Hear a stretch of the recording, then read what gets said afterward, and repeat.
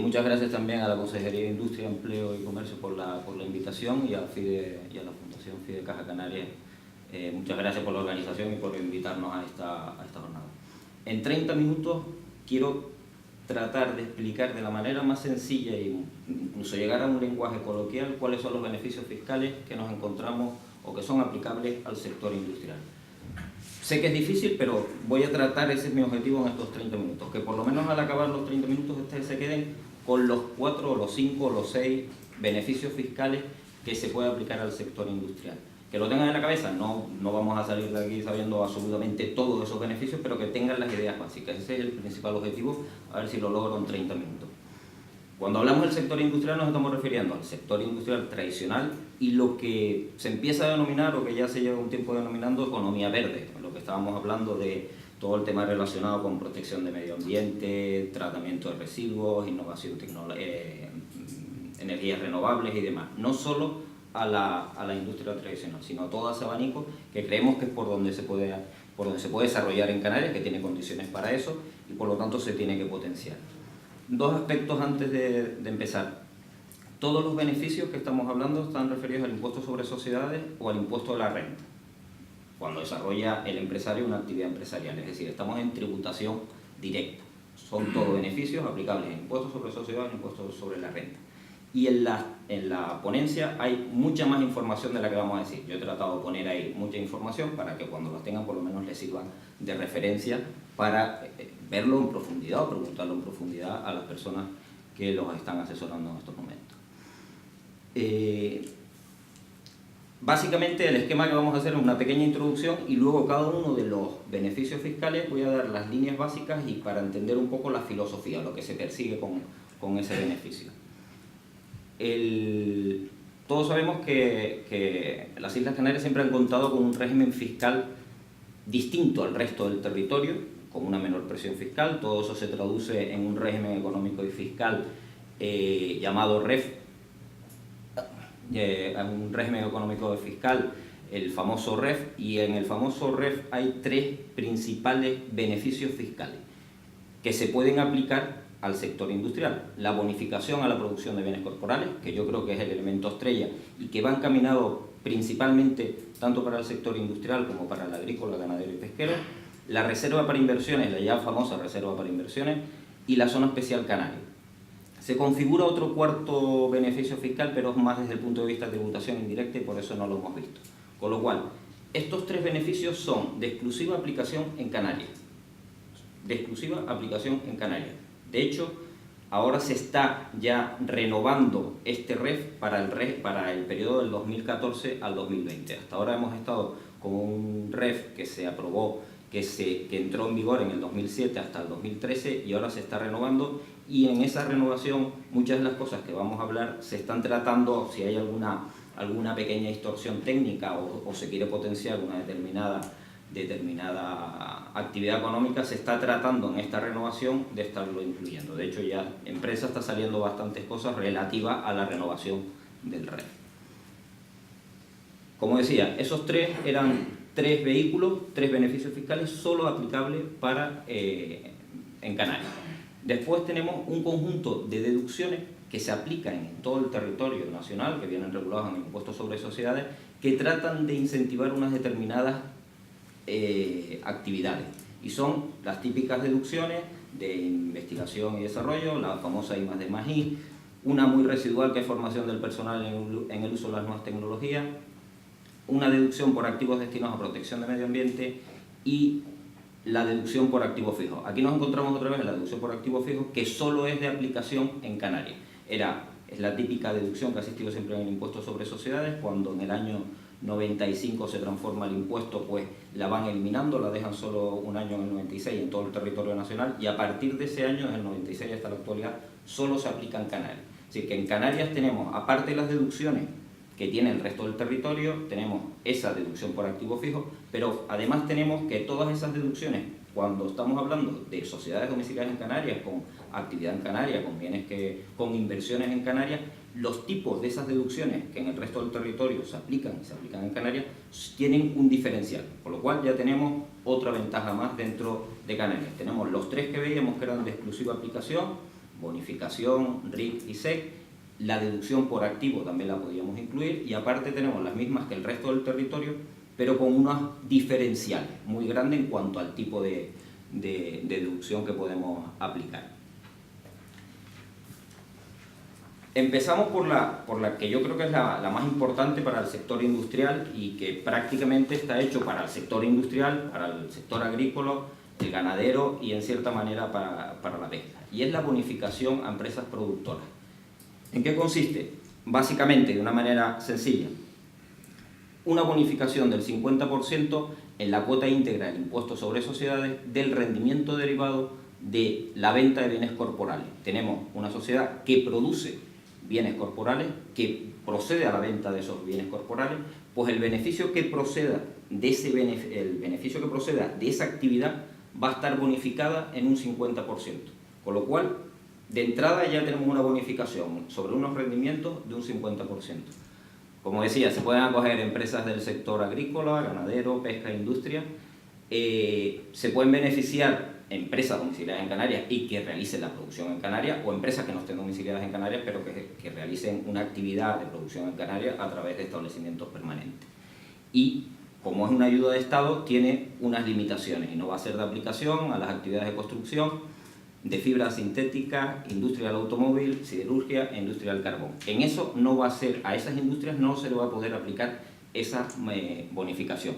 Sobre eso no está definido lo que es industria del automóvil, se puede intuir, pero no está muy definido, y cada vez que se ha hecho alguna consulta a la Dirección General de Tributos, no la trata de esquivar y vuelve a repetir lo mismo que dice la norma. Pero bueno, no creo que nos vemos en Canarias estemos muy afectados por ese tipo de industria en general, pero podía darse el caso.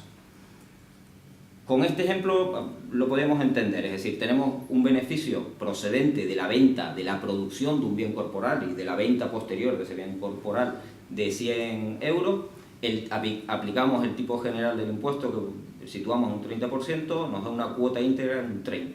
Ese es el importe que tendría que pagar si no tenemos ningún tipo de beneficio, si no tuviéramos ni una bonificación, ni una deducción, ni una RIC, ni una SEC. Tendríamos que pagar 30 unidades. Aplicando la bonificación del 50%, una bonificación del 15%, nos queda una cuota a ingresar en principio de 15 unidades. Es decir, estamos hablando que sobre 100 estamos tributando, tenemos una tributación efectiva de un 15%. Repito, yo creo que es un muy buen beneficio fiscal, que hay veces que sí, que podemos tener problemas y no los voy a ocultar en cuanto a qué se entiende por el beneficio. Incluye costes directos, incluye determinados costes indirectos, no, pues ahora no incluyo la subvención, no la ayuda, no sé qué. Tiene deficiencias técnicas como todos los beneficios, pero que en su filosofía y en su conjunto es bastante positivo. Creo que es el que se aplica, y vuelvo a repetir, que creo que es el que se aplica con más normalidad dentro de empresas industriales que son productoras de bienes corporales. El siguiente apartado, tenemos esa bonificación, el siguiente apartado son las deducciones. Hemos hablado en un principio que había deducciones que se aplican a todo el territorio y que en Canarias íbamos a tener unos diferenciales. Es decir, si en la península se aplica por una inversión en I+D+I un 25%, pues en Canarias va a tener un diferencial de 20 puntos porcentuales más, con lo cual estamos hablando de 45.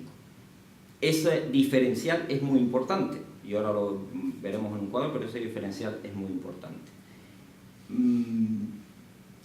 ¿Cuáles son las deducciones o cuáles son cuestiones generales de estas deducciones que hemos ya nombrado? La de I+D+I, la de formación en uso de nuevas tecnologías, protección del medio ambiente y deducción por activo. Pues son deducciones que se aplican sobre la cuota íntegra. Es decir, si volvemos al ejemplo anterior, una vez que teníamos,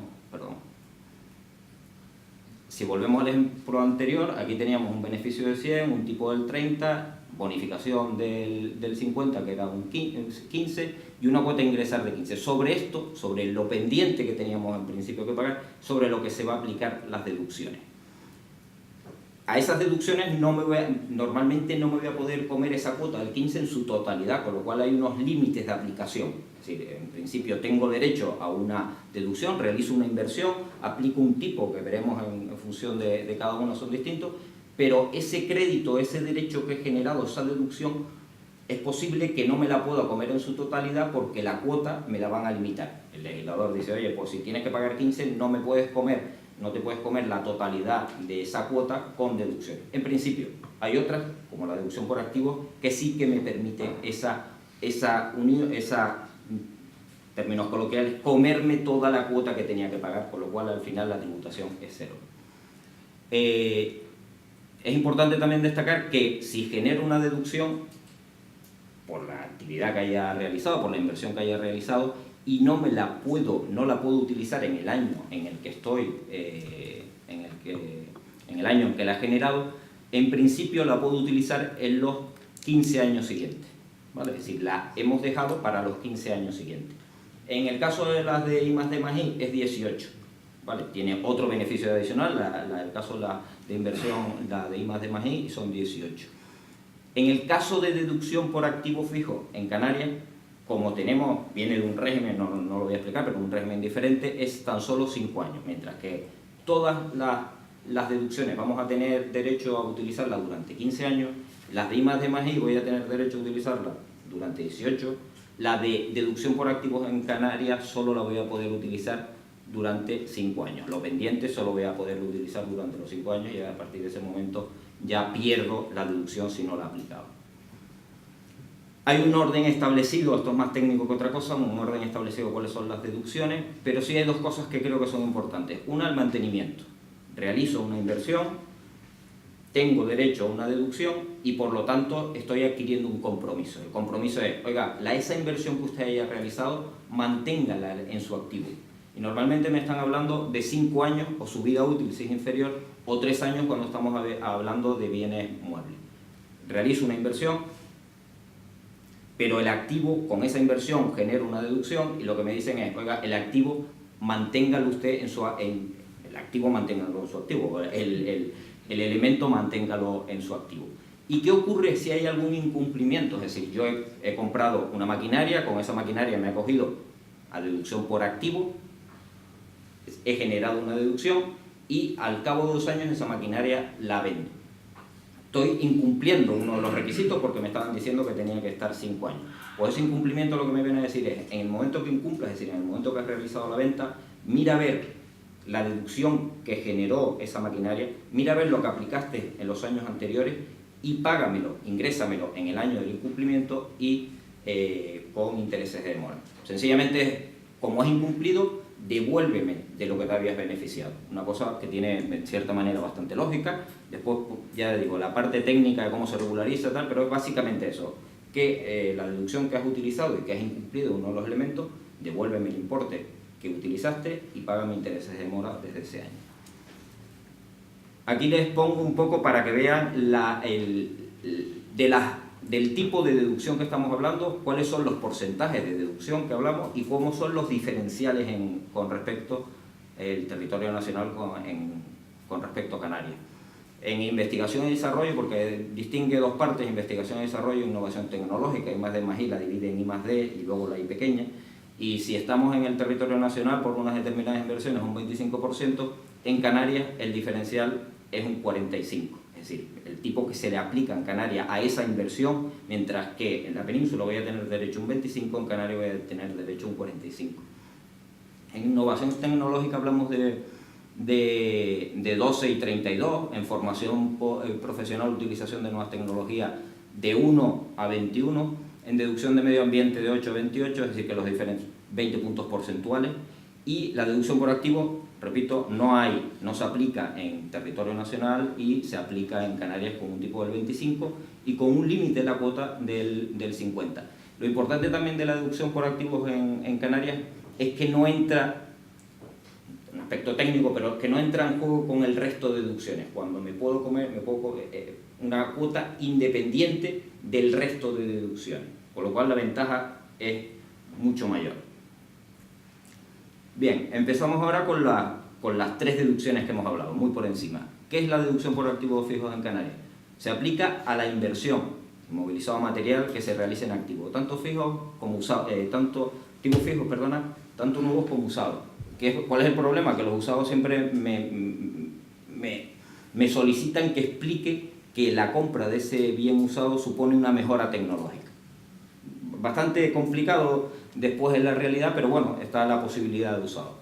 No se permite la inversión en terrenos, es decir, la inversión en terrenos no genera esta deducción, debe ser un activo afecto a la actividad económica, se genera esa deducción, se genera en el ejercicio en que se ponga a disposición el elemento, es decir, en el momento que lo ponga. Otras deducciones nos hablan de cuando entra, se genera la deducción, no cuando lo adquiero, sino cuando entra en funcionamiento. Aquí estamos con un criterio que es disposición, que se ponga a disposición de la sociedad. Me requieren el mantenimiento de ese elemento durante 5 años, salvo que su vida útil sea inferior o una pérdida justificada.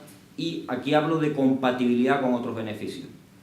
Hablo de compatibilidad con otras deducciones o, por ejemplo, con la reserva para inversiones. Cuando hablamos de compatibilidad, no es euro a euro, sino tengo una maquinaria, invertí 100.000 euros, pues el 50% de esa maquinaria la puedo destinar a un beneficio, a materialización de una RIC, y el otro 50% la puedo destinar a generar deducción por activo. Es decir, no es euro a euro la compatibilidad, sino de elemento. Un elemento puede estar afectado a varios beneficios fiscales. Entramos en la investigación, en las actividades de investigación y desarrollo. La norma define lo que es investigación, define lo que es desarrollo. Son realmente estos conceptos, por lo menos para la gente que no está en ese asunto, relativamente complejos. Pero bueno, está la definición, es cuestión de ver cuál es la definición y ver si la actividad que estoy desarrollando es investigación o si es desarrollo. Y luego, independientemente de esas dos definiciones, te dice, oye, hay determinadas actividades que están incluidas expresamente en investigación y desarrollo, y son las que pongo ahí. Las enumero para que más o menos vean lo que entiende la norma por investigación, lo que entiende la norma por desarrollo y cuáles son las actividades que se pueden acoger a la deducción.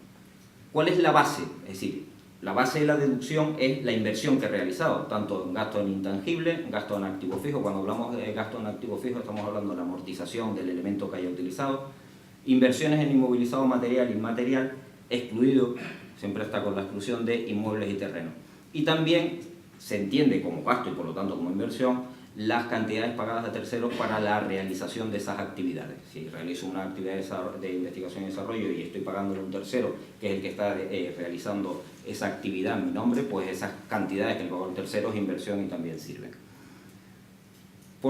Ya decía, la norma nos distingue I+D y después innovación tecnológica.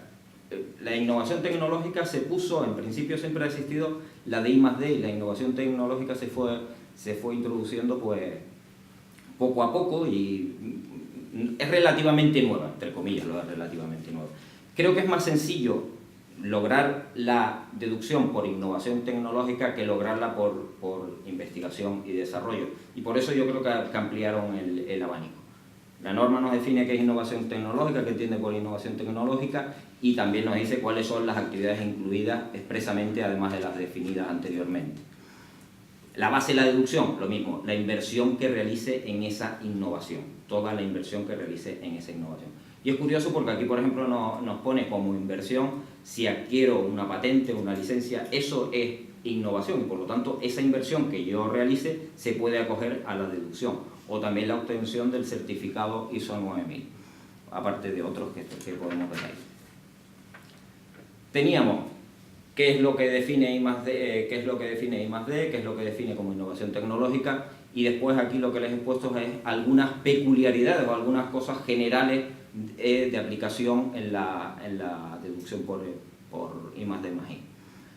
Una cosa que es importante es el carácter indefinido. Normalmente nos estamos encontrando con deducciones que poco a poco las van eliminando. A la vez que han ido bajando el tipo del impuesto sobre sociedades, han ido eliminando determinadas deducciones. Una vez las han ido eliminando por eso y otras porque las interpretaban como ayudas de Estado y la Unión Europea nos ha hecho eliminarlas. Pero estas básicamente no tienen, en principio, por supuesto todo cambia, pero que en principio tienen un carácter indefinido. Lo de los 18 años, es decir, que podemos utilizarla los 18 años siguientes, mientras que el resto de deducciones las podíamos utilizar, teníamos un periodo de utilización de 15. Hay una serie de aspectos formales en que los gastos deben constar específicamente individualizados por proyecto, etc. Las actividades de I+D+I se pueden desarrollar tanto en España, para poder acogerse a la deducción, tanto en España como en cualquier otro territorio o cualquier otro estado de la Unión Europea. Y hay una parte que sí es importante, es que a la base de la deducción, es decir, a la inversión que yo haya realizado, le tengo que restar el 65% de las subvenciones que haya recibido para desarrollar esa actividad. Es decir, he realizado una inversión 100, me han dado una subvención de 10, pues el 65% de esos 10 lo tengo que restar a la inversión. Y eso es lo que conforma mi base de deducción sobre la que aplico el tipo que estábamos viendo antes, que podía ser el 25 en este caso. Hay unas 3 actividades que me excluye expresamente como actividad de I+D+I. Curiosamente está la exploración, sondeo y prospección de minerales o hidrocarburos, que está tan de moda. Pues eso no es I+D+I. Es una actividad igual que cualquier otra, pero eso no supone investigación y desarrollo. Como los conceptos son tan difíciles, como yo creo que la administración tributaria, la inspección, muchas veces se puede encontrar con conceptos demasiado complicados si estamos ante investigación, si estamos ante desarrollo, y como la disputa entre la administración y las empresas era tan grande, a partir, hace unos años relativamente, se estableció que las empresas pueden acudir a lo que hoy es la Secretaría de Estado de I+D+I, que antes era el Ministerio de Ciencia e Innovación o algo así, y solicitar, es decir, describir el proyecto que estás haciendo y que ellos te lo califiquen, diciendo, pues usted está haciendo investigación, usted está haciendo desarrollo, eso es innovación tecnológica. Y ese informe es vinculante para la administración tributaria. Ya no pueden entrar a decir, pues no, esto no es innovación, esto no es innovación, esto no es I+D+I. Eso da cierta seguridad, porque yo creo que da cierta seguridad, porque antes el inspector podía tener una interpretación y no saber realmente en dónde estábamos, porque estamos en una deducción con un marcado carácter técnico y muy especial, ¿no? Un inspector pues, podrá saber de tributación, pero hay cosas que realmente en investigación y desarrollo probablemente se le hayan escapado. Pues para evitar todo eso surge esta posibilidad. El cuadro de la diferenciación otra vez, pero en las actividades solo de I+D+I, en Canarias pues la aplicación y después en el resto del territorio igual la deducción por innovación. Por ejemplo, en innovación en Canarias se aplica un 32 y en el resto del territorio un 12. Vale. Esta es otra deducción. Hemos estado hablando, hay una bonificación, hemos hablado de la deducción por activos fijos nuevos, deducción por I+D+I, y esta es una deducción muy residual que queda ya de lo que antes era gastos de formación. Existía una que era gastos de formación, que la han quitado y han dejado esta que es formación al uso de nuevas tecnologías. Es decir, toda la inversión que realiza una empresa en que los empleados, no sé cómo decirlo, sepan, conozcan, mejoren sus conocimientos en las nuevas tecnologías, todo eso, todo lo que la empresa destina a eso, también genera una deducción. Ya digo, tiene un carácter residual, de hecho se iba a quitar para el 2012 y se ha dejado en el 2013, pero esto debe tener también los días más o menos contados, esta deducción. Hasta aquí, repito y nos situamos. Teníamos una bonificación, realizo una actividad, yo ya realizo una actividad, esa actividad es producción de determinados bienes corporales y como consecuencia de la actividad que desarrollo ya tengo derecho a un beneficio, que es la bonificación del 50%. Luego estamos en las deducciones, y en las deducciones que es, oye, invierto en algo y como consecuencia de invertir en algo tengo derecho a una deducción. El tercero o el cuarto de los beneficios es la RIC. ¿Y qué es la RIC? Más o menos todos sabrán lo que es la RIC, pero la RIC al fin y al cabo es, tengo un beneficio derivado de una actividad económica y puedo detraer de ese beneficio hasta el 90%, de ese beneficio lo puedo detraer adquiriendo un compromiso de invertir ese importe en los 5 años siguientes. Es decir, tengo el beneficio y voy a adquirir un compromiso. En los dos anteriores tengo una actividad, he desarrollado una actividad y ya tengo el derecho, he realizado una inversión y ya tengo el derecho, y aquí es adquiero un compromiso de cara al futuro. La verdad es que cuando les sonará el tema de la RIC, no sé si sería bueno o no comentarlo, pero yo creo que lo que deberíamos verla no es tanto como una utilización del beneficio desde el punto de vista del sector industrial, sino como una oportunidad de financiar proyectos industriales. Es decir, creo que hay masa, ha ido bajando por como se han desarrollado los últimos años en cuanto a beneficios de la sociedad, pero que hay masa de RIC pendiente suficiente como para estar interesado en invertir en nuevos proyectos. Entonces, más que desde un punto de vista de beneficio fiscal, que también es aplicable al sector industrial, por supuesto, pero más como una oportunidad de atraer inversión a nuevos proyectos, y sobre todo en nuevos proyectos en economía verde, en renovables, en tratamiento de residuos, en tratamiento de agua, en toda esa parte. Yo creo que lo deberían ver desde el sector industrial más como esa oportunidad de captar un inversor, a cambio de que captas el inversor, desarrollas un proyecto y te beneficias tú desarrollando el proyecto y el inversor porque está materializando la RIC. Entonces, ese era un poco el objetivo de poner la RIC, aparte que es muy conocida y es un beneficio que se puede aplicar indudablemente al sector industrial, pero más como una oportunidad de atraer inversión. No voy a explicar de la RIC, salvo que alguno después pueda dar cualquier cosa, pero no, yo creo que es un elemento bastante conocido y no creo que sea muy necesario entrar en él. Lo tienen en la ponencia y después ¿dónde se tiene que materializar? Pues también, todo eso lo he puesto ahí, pero no es, vamos, no podíamos dar solo una ponencia de RIC y no creo que fuera la oportunidad ni sería lo bueno. Entonces todo eso se lo he puesto ahí, dónde se puede materializar, en activos, en creación de empleo, bueno, toda una serie de cosas. Pero la idea era más que lo vieran como una oportunidad de financiación de nuevos proyectos. Yo creo que siempre lo hemos visto así. Tal vez se hayan producido menos proyectos de ese tipo de los que debería esperarse, pero bueno, deberemos seguir insistiendo en que lo vean todos como una oportunidad, que el empresario canario unos con otros se relacionen mucho más, que a veces cuesta, pues que se relacionen mucho más con nuevos proyectos. Y por último, la Zona Especial Canaria, la SEC. También se ha hablado mucho, llevamos muchos años hablando de la SEC, pero yo creo que deberíamos irnos, entre todos, pues ir viéndola con otros ojos, ¿no? Que siempre la vemos incluso nosotros, los que trabajamos en esto, siempre lo hemos visto un poco más lejano. ¿Qué es la zona? Pues la Zona Especial Canaria es un área de baja tributación, aprobada por la Unión Europea, que tiene un plazo de finalización a 31 del 12 del 2019. Dentro de esta renovación que se está haciendo, de renovación del REF, la idea, entre otros cambios relativos a la SEC, es establecer el periodo de finalización en el 2026, con lo cual el abanico es mucho más grande. Incluso en un principio se hablaba con carácter indefinido, pero bueno, yo creo que se va trabajando poco a poco diciendo, oye, cada vez que vayamos a renovar vamos a dar un paso más adelante y ahora la idea es tenerla hasta el 2026. El objetivo principal de la SEC era diversificar la estructura del tejido empresarial. Esa es la idea principal.